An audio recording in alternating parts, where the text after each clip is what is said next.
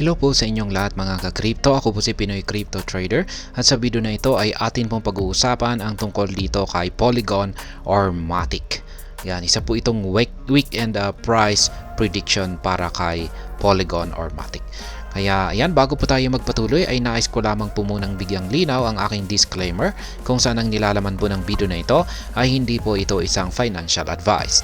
For education and information purposes lamang po ang layunin nito. Maliban po dito ay nais ko na rin pong magbigay babala na wala pong kahit anumang group chat ang Pinoy Crypto Trader. At ayan, ang sabi po rito ay forecast for March 2024. Yan, unahin po muna natin yung inilabas ng mga crypto experts na kanilang prediction dito sa kabuang buwan ng Marso. Yan, March 2024. At sabi rito ay crypto experts have been analyzing Polygon's price fluctuations, providing valuable insights into Matic's future outlook. Kaya yan, mga grupo ng mga eksperto ang siyang nag-analyze dito sa naging price fluctuations ni Polygon. At ito po ay kanilang ibinahagi. Yan, yung kanilang analysis ay kanila po itong ibinahagi para sa atin lahat. Yan, lalong-lalo na yung mga investors ng Matic or mga nagtitrade dito kay Matic. Based on this analysis, it is anticipated that the average Matic rate in March 2024 will hover around $1.17. Additionally, the projected minimum and maximum prices range between 1.06 and 1.20 respectively. Kaya yan naman po yung kanilang inilabas na prediction. Yan, maglalaro lamang daw po ang presyo ni Matic dito sa $1.17. Samantala yung minimum price ay or pinakamababang presyo, yan, kung saan babagsak itong si Matic ay nasa $1.06.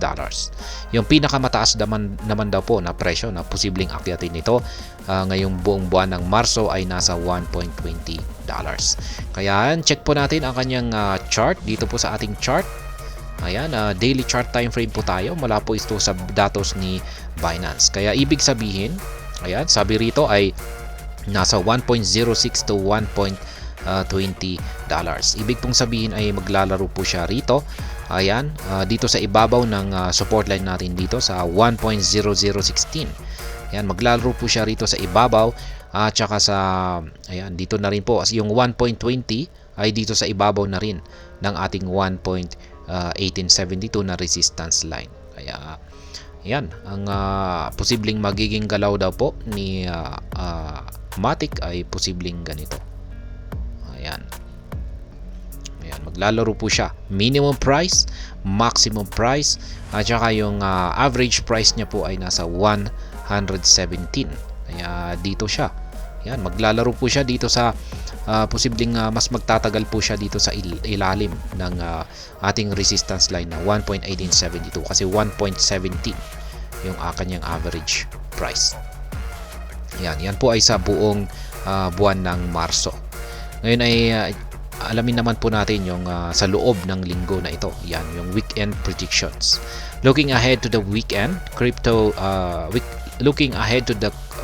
CoinCodex predicts that the asset could potentially reach a high of $1.24. Ayan naman po. $1.24 ay dito naman po yan. $1.24 ngayon bago magtapos ang linggo na ito.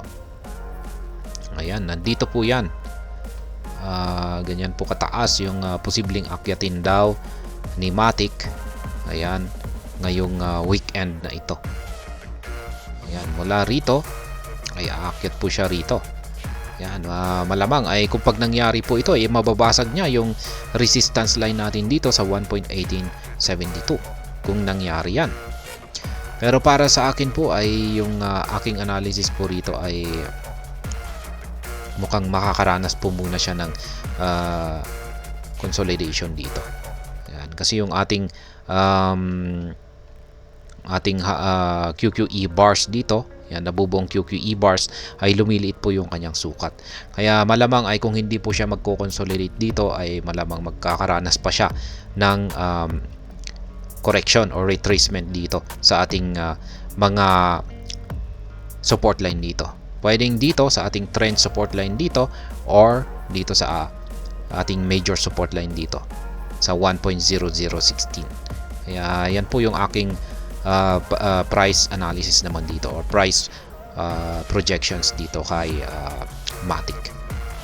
Pero nananatiling bullish pa rin naman po yung overall na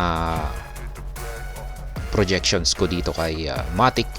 At ito po ay dahil sa kanyang ipinapakitang metrics naman sa ating weekly chart time frame.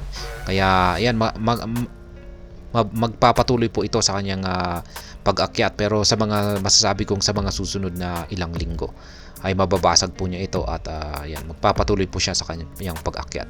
At yan, check po natin yung kanyang weekly chart time frame sapagkat dito po ay meron po tayong napakagandang signal rito. Ayan, maganda yung signal natin sa ating Hall Street Indicator at yung ating nabubuong QQE bars ay lumalaki po yung kanyang sukat.